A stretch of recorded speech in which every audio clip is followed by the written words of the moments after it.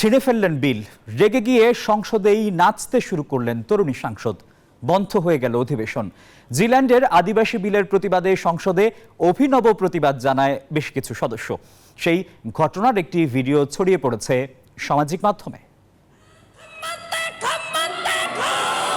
মাত্র 22 বছর বয়সী বিরোধী সংসদ সদস্য হানা উত্তেজিত হয়ে বিলের প্রতিলিপি ছিঁড়ে ফেলছেন। এরপর তিনি হঠাৎ করেই নিজের আসন ছেড়ে হাঁকা নাচের ভঙ্গিমায় এগিয়ে আসেন।